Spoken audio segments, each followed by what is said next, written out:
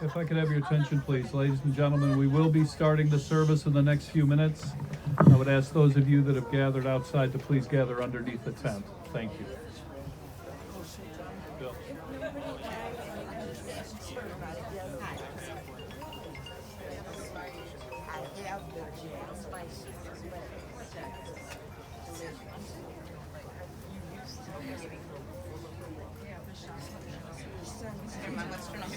Otherwise, shut this down.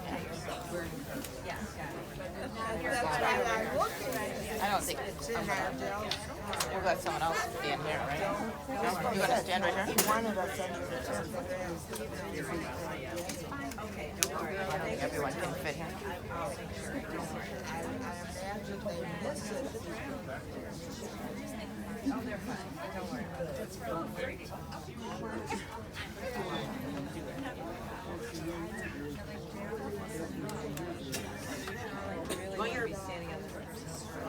Do you want it down more? Do you want it to cover your ears or no? He's fine. He's fine. Leave him alone. He's fine.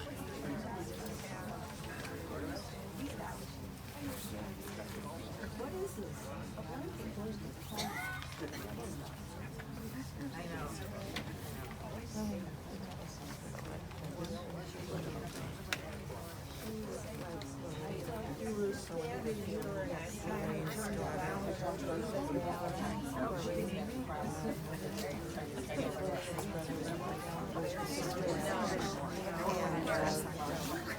There's cameras going here. I'm not going to stand right here. There's cameras and I'm going to be blocking.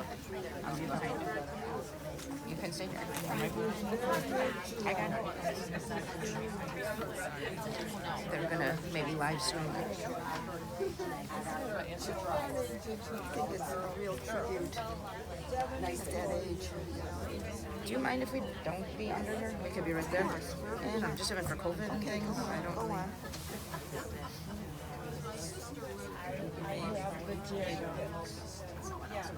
Don't worry. I didn't remember what you were talking about. I'm sorry.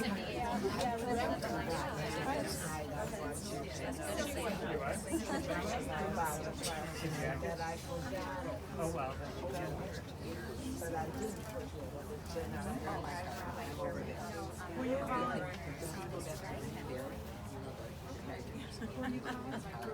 It's Gloria.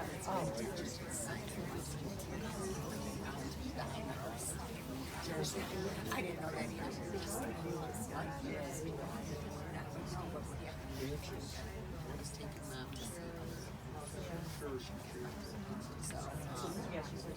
So there was a sign. I did that, but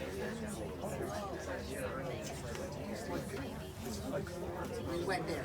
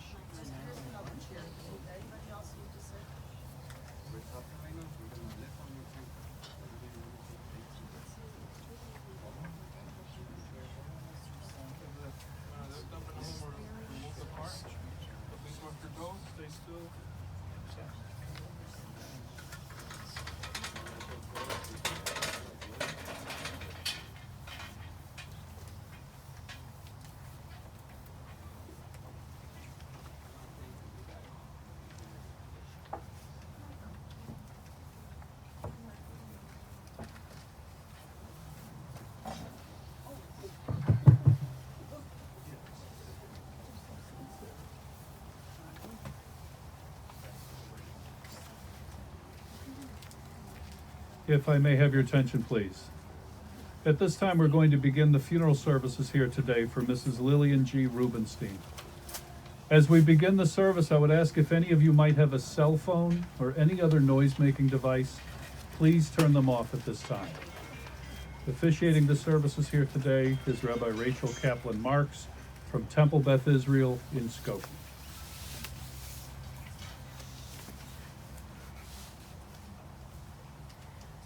So we'll begin the service with the Kriya ceremonies. I'll invite you to stand up.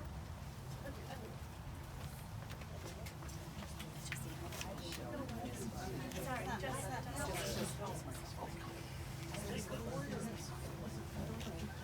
sorry that was not clear. In ancient times, when we would learn of the death of a loved one, our ancestors would rend their clothes. They would tear their clothes, perhaps as a symbol outwardly of how they were feeling inside. A tear in the fabric of the family, a tear in your hearts. And so we don't rend our clothing anymore, but we symbolically rend these ribbons. So I'm going to invite you to join after me. We'll go one word at a time in Hebrew, and then you'll actually rip your ribbon. Baruch, Atah, Adonai, Dayan, Ha'emet.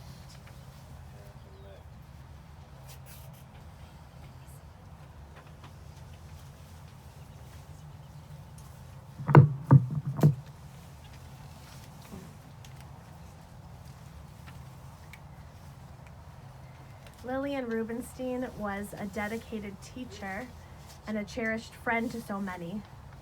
She was a devoted daughter to Kate and David Greenberg, Alehem HaShalom, a dear sister to Julius and Lorraine Greenberg, Alehem HaShalom, an adored aunt and great-great-aunt to Cheryl and David, Ronald and Shara, Aaron and Natalie, Robin and Joshua, and to Justin, Ethan, Ariel, Jordan, Addison, Tessa, and Andrew. She was the beloved wife of Samuel Rubenstein, Alav HaShalom, and loving mother to Michael and Mary Ellen Rubenstein. And though everybody knew this day would come, it's still painful to have to say goodbye. Even in that pain, there is gratitude for Lillian's life that united you, for her love which death cannot sever, for her companionship that you shared along life's path and which continues through the tenderness of memory, for the gifts of her heart and mind that brought you joy and happiness. We offer our thanks to God. For all these and more, we are grateful.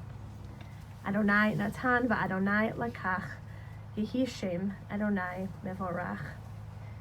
At this time, we turn to our tradition, looking for words that might offer us some measure of comfort. In the book of Proverbs, we read a passage known as Eshet Chayil, a woman of valor. Lillian's family in particular thought that this was a fitting passage for such a beautiful woman who lived such a beautiful life.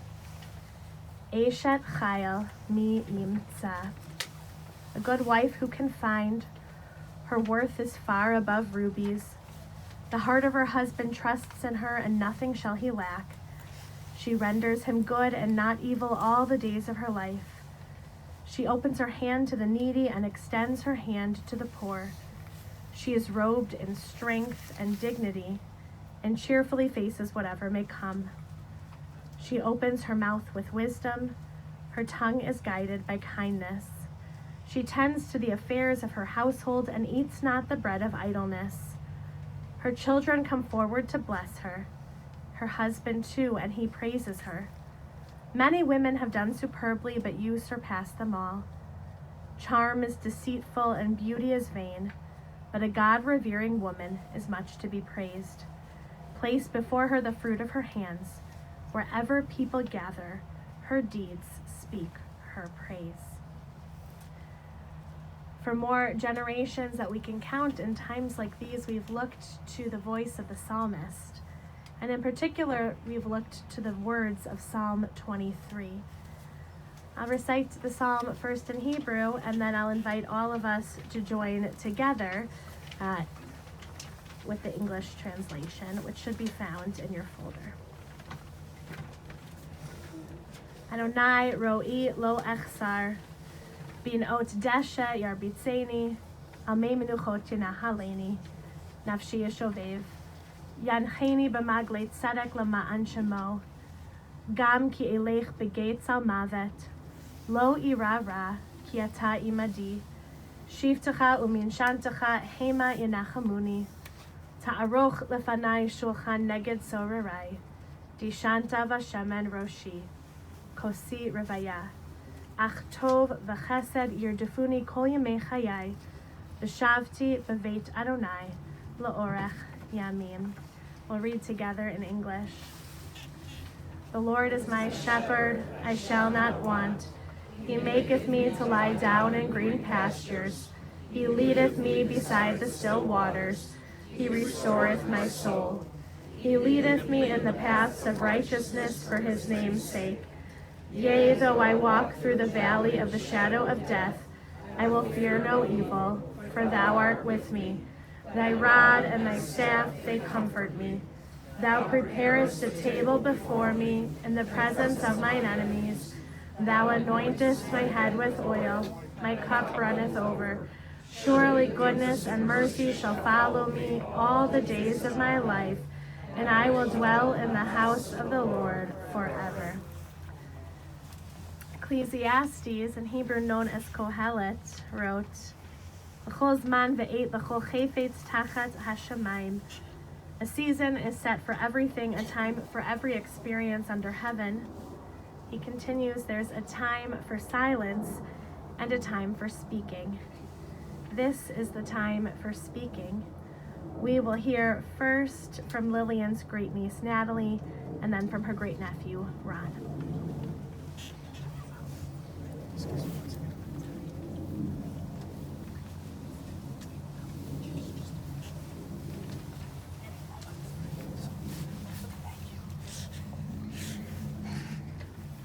Hi, my name is Natalie Cohen. I'm married to Aaron, one of Lillian's great nephews. I had the honor and privilege of getting to know Lillian the last 18 years. When I think of Lillian, I think of wisdom and charm.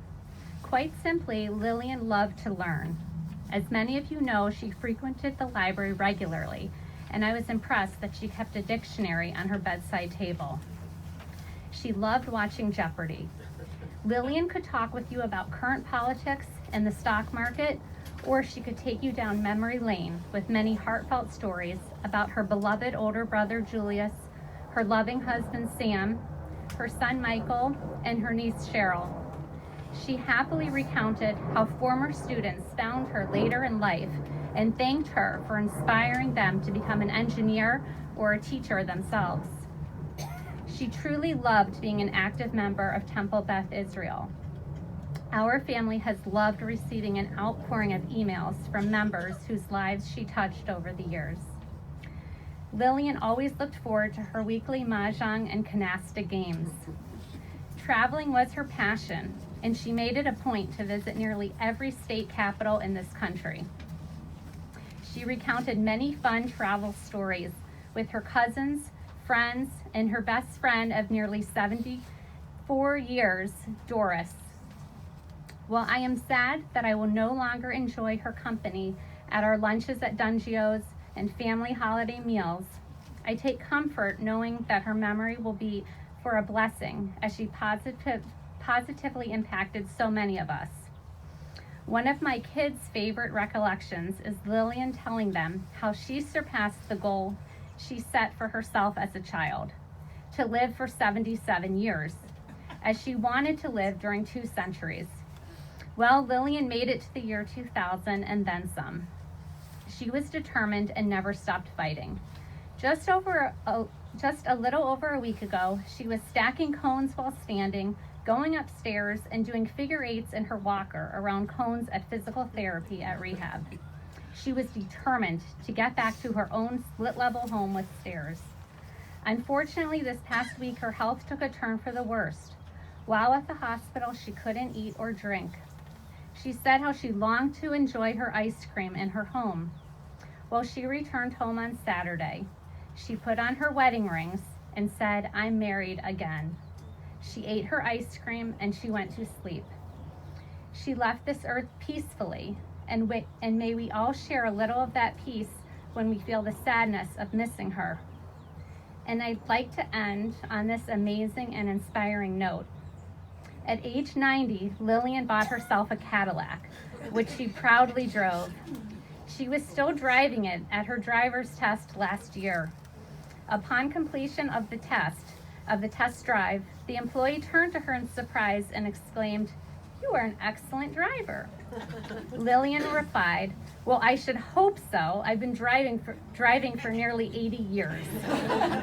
I love you, Aunt Lillian."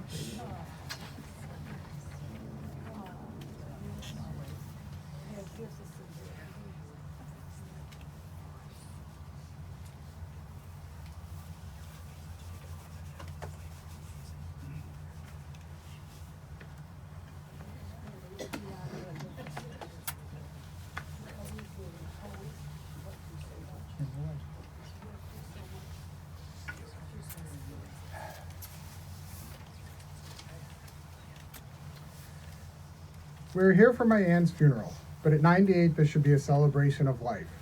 Lillian lived to 98 on her own terms, by herself, in a tri-level house, independently, until the day she died. Family, Judaism, and philanthropy were her passions. I remember growing up and for all the Jewish holidays going to her house for great dinner and to be with family.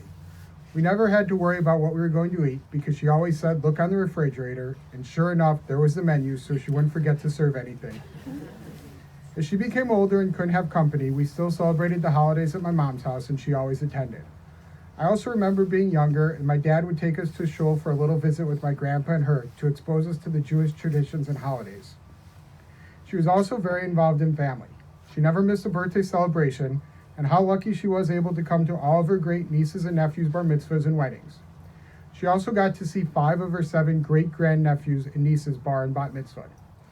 Even though she'll be missed at Tessa and Andrew's bar mitzvahs this year, I know that she'll be smiling looking down on all of us. Aunt Lillian was also very charitable and had many charities that she was involved in. As we all know, Aunt Lillian also had a very strong personality. She continued this to the day she died. I was at her house the day she came home from the hospital. The paramedics were deciding what door would be the best to use, and they chose the front door. The entire time, until she entered the house, she was telling them that they were using the wrong door and not doing it right. Whenever you asked her how she felt, she said, I'm moving along, but as long as I have my mind, I am okay, and she did have her memory until the end. She was fortunate to have so many visitors in the nursing home, which kept her spirits going. Unfortunately, when she went back to the hospital,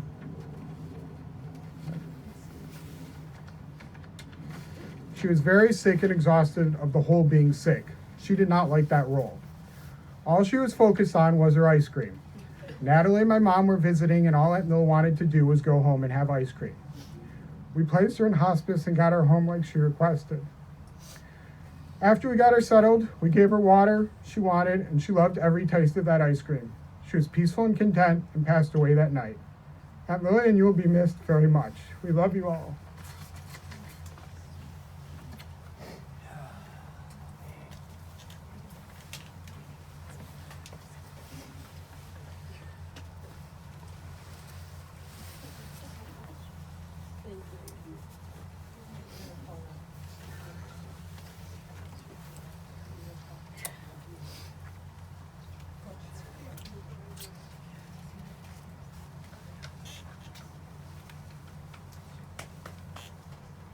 We find ourselves right now in the Aseret Yemei Tshuva, the 10 days of returning, of repentance, and of renewal. During this time, we imagine God sitting on a throne poring over Sefer HaChaim, the Book of Life. This metaphor, meant to inspire better living, is powerful, and it's fitting, because Lillian Rubenstein lived a good and meaningful life. It's fitting, too, because Lillian was an avid reader, an incredibly smart and informed person. From a young age, she had the encouragement of her father to pursue education. She looked up to her older brother and would tell of how she'd walk him to the corner and she'd stand there as he continued on to school. She couldn't wait for her turn. At her core, in addition to being a lifelong student, always learning more, well into her advanced years, taking classes and bringing along friends to study with Rabbi Weinberg at Temple Beth Israel, she was also a teacher. She cherished her days, over 3 decades worth of teaching. And God knows the impact she had on her impressionable middle school students. Lillian had a way of relating to people. She could be friends with someone older or younger. She simply loved people. And she loved hearing their stories. She was really interested in other people's lives. She made friends with strangers and kept up with relatives and distant cousins who lived abroad. Lillian was adored by her family. Of course, there were the holiday dinners, as you've heard, with menus on the fridge, leftovers packed up for her loved ones. They especially loved the cherry kreplach. Lillian was a great cook and entertainer. Her pride beamed through for the accomplishments, big or small, of all the ones she loved best, and they loved her in return. When Lillian's beloved husband, Sam, died at the young age of 58, she could have chosen to be angry or to despair. Instead, she chose to cling to life and those she loved. When I spoke with Lillian last month, she still spoke of Sam with such affection. All these years later, she never stopped loving him. Though she was never interested in finding love and remarrying again, she was very interested in nurturing friendships and relationships with all of the generations of her family. Her great-great-nephews fondly recall driving their great-great-aunt Lillian around and listening to the incredible stories about her life and her youth. Justin even recalls a time when he was caught up so much in what his Aunt Lillian was saying that he missed the exit on the highway multiple times, and they just kept driving in circles listening to the stories. All of the generations of Lillian's family simply cherished the time they had with her. Lillian was honest. She faced reality, whether good or bad. In this way, it might not surprise you to know that Lillian wrote a eulogy of sorts for herself back in 2012. She prepared it in an envelope, and she handed it to Rabbi Weinberg, who in turn gave it to me. And so, with the blessing of Lillian's family, I'll share her words about her life with you now.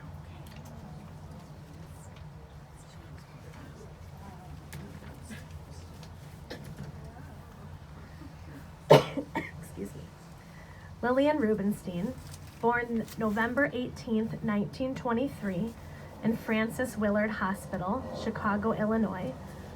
Lived most of my life in Chicago. My parents were always in business, owning a cigar and sundry store. And we, my parents, my brother, 7.5 years my senior, and I, lived behind the store until I was about 12 years old, when we moved into a separate apartment for the first time.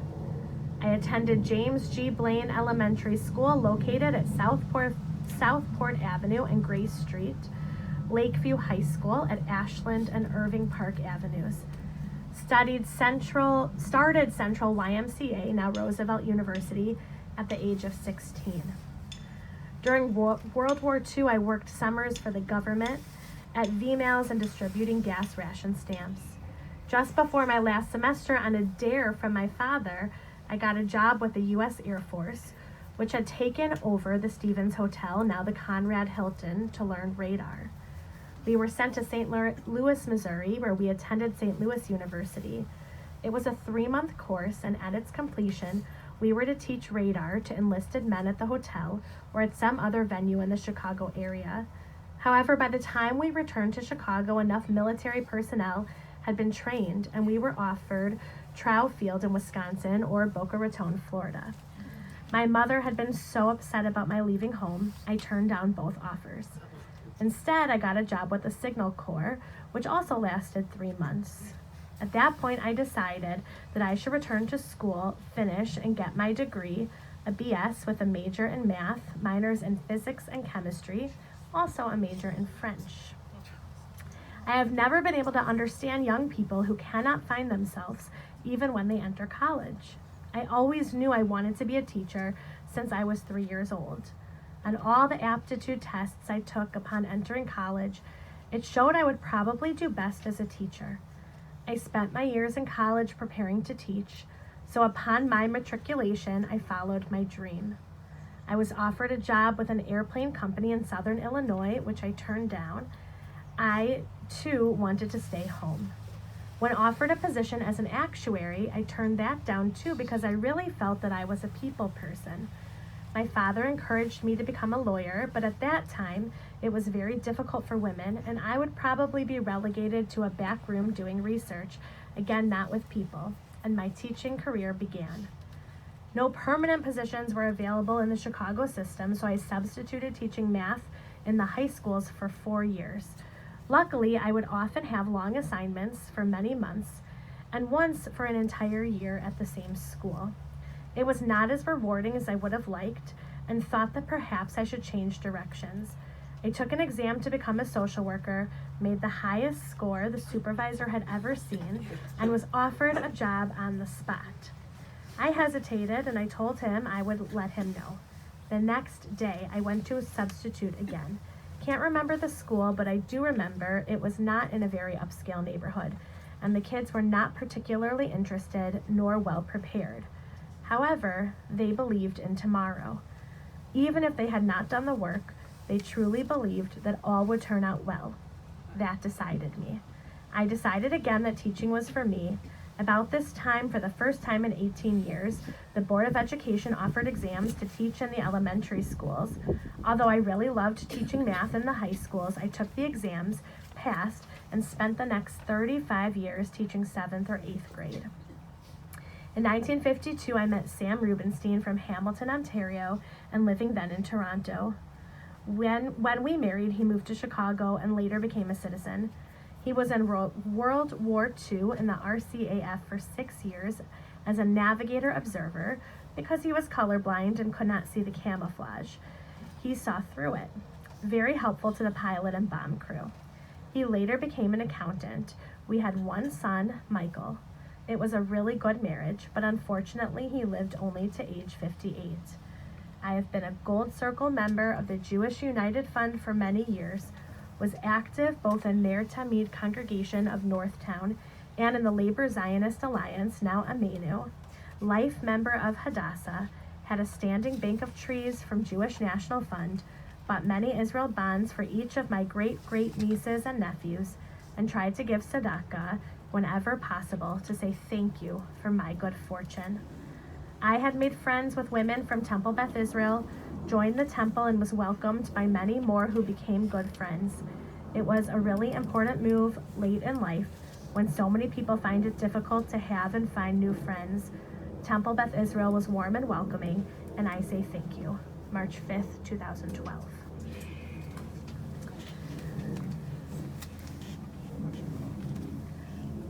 Lillian Rubenstein loved the people in her life. She was strong-willed, and she knew her mind. She was proud of her Judaism, and she valued being part of the Jewish community. Lillian was generous and charitable. She was a lifelong learner and teacher who valued education. The gifts of Lillian's life will be cherished by her friends and the generations of her dear family for the rest of their lives. Now we pray that Lillian be at peace as her soul is bound up in the bonds of eternal life. I invite you to please rise.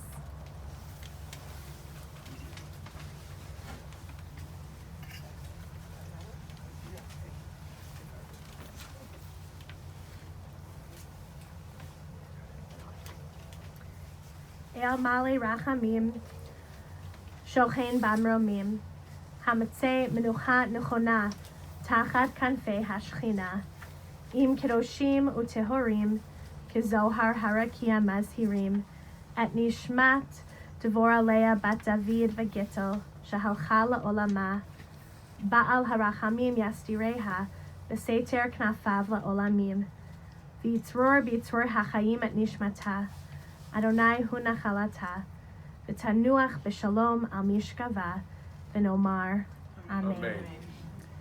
God of abundant mercy, God most high, may the soul of our loved one, Lillian Rubenstein, who has gone into eternity, find the gift of perfect peace in your embrace. Together with the holy and pure, whose light shines like the radiance of heaven, compassionate God, hold her close to you forever, so that her soul may be bound up in the bond of life eternal. May she find a home with you, and may she rest in peace. Together we say, Amen. Amen. May be seated.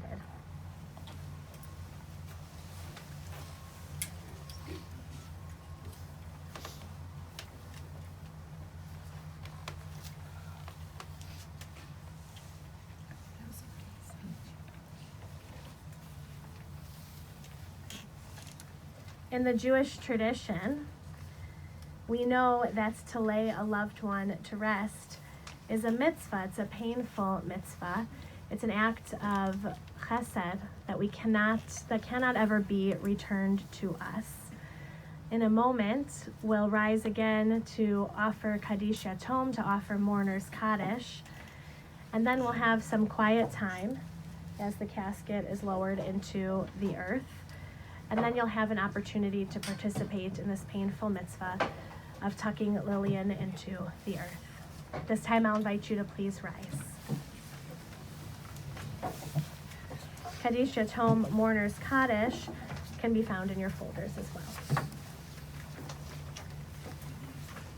Yitzgadal v'yitzkadash Shemei Rabbah V'alma divra chirute v'amlich malchute V'chayechon uv'yomechon uv'chaye dechol beit Yisrael Ba'agala uv'izman kariv v'imru Amen.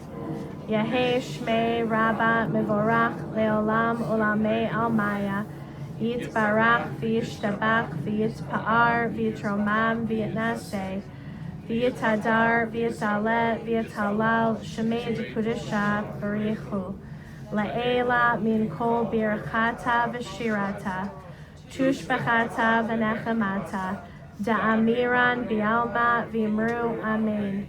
Yehei Shlama Rabba Min Shemaya V'chaim Aleinu Ve'al Kol Yisrael V'imru Amen. Osei Shalom B'romav Hu Ya'aseh Shalom Aleinu Ve'al Kol Yisrael V'imru Amen.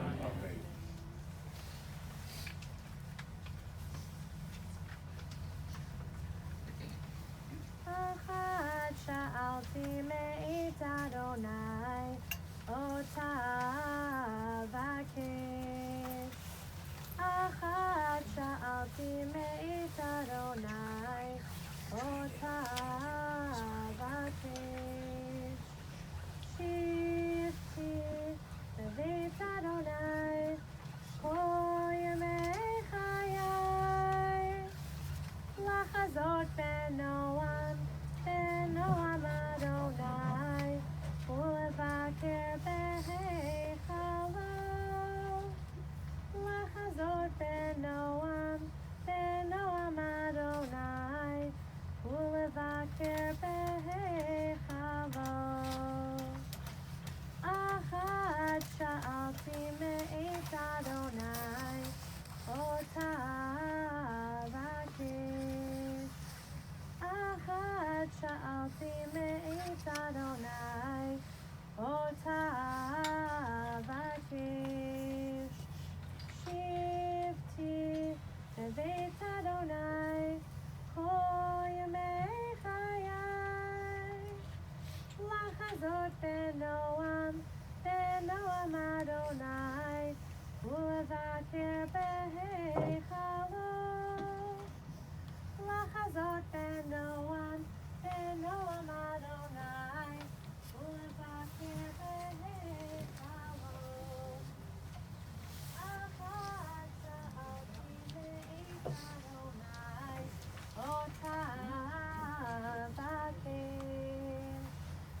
אחת שאלתי מאת אדוני, אותה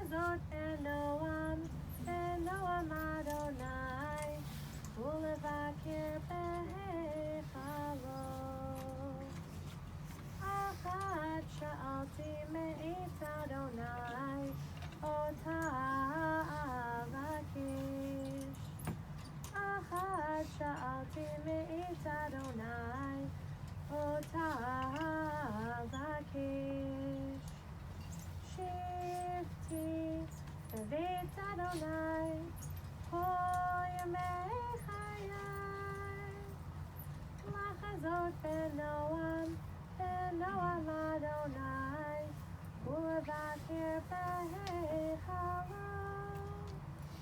Lahazot benoam, benoam Adonai, ulevakir behei halom.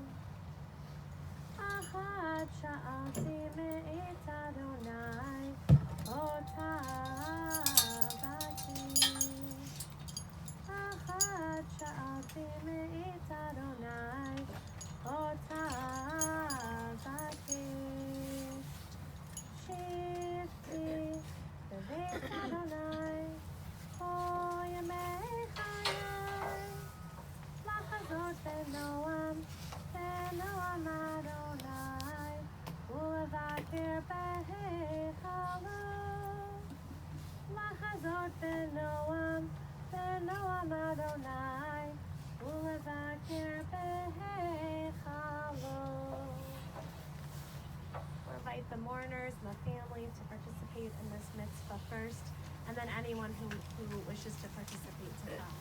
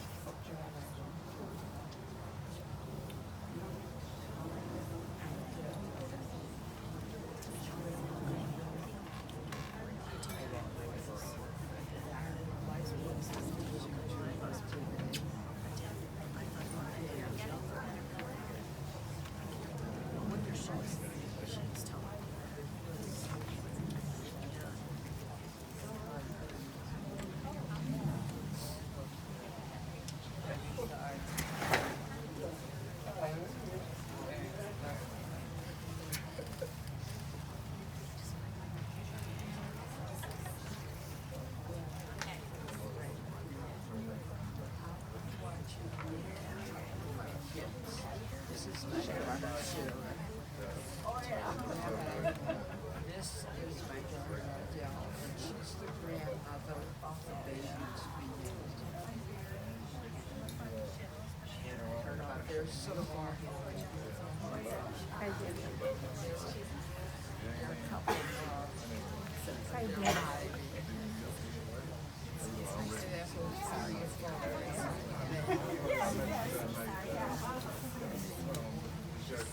You really didn't get to know her.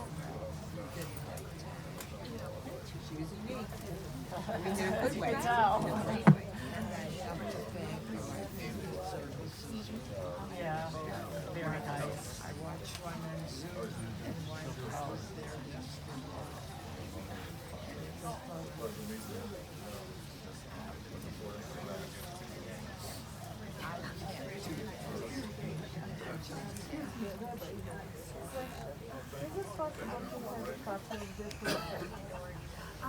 You can ask the family.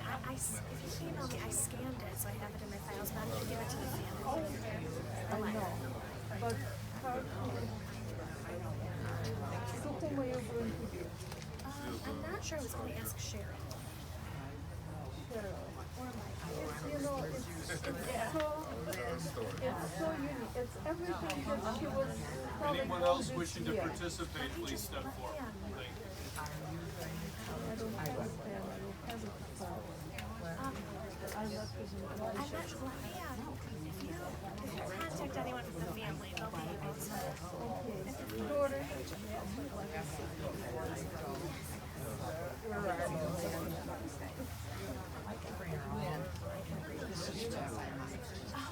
I know.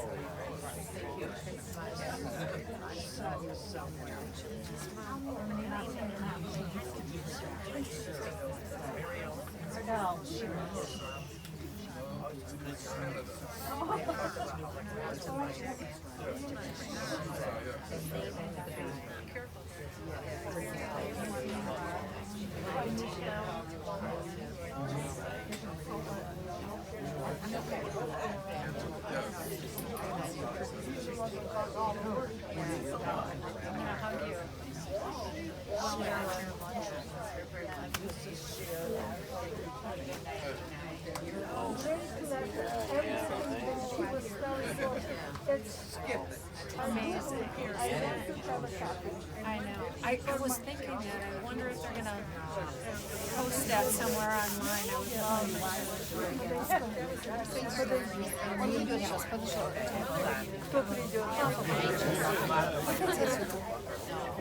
No, not until she gets around. yeah, I don't know who is going to get this letter. Oh, yeah. No.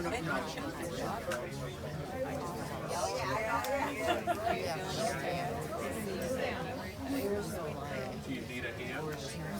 Sure. Sorry, she'll answer. Let's get past the camera here. Yeah, but be careful on Alan. Just watch these legs, man. Alan's gonna walk you. I'm gonna meet you there with your walk. Let's walk by her.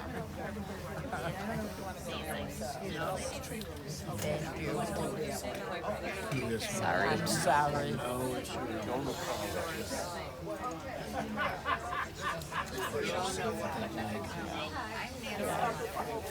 I got it. Yeah, the letter comes from a little.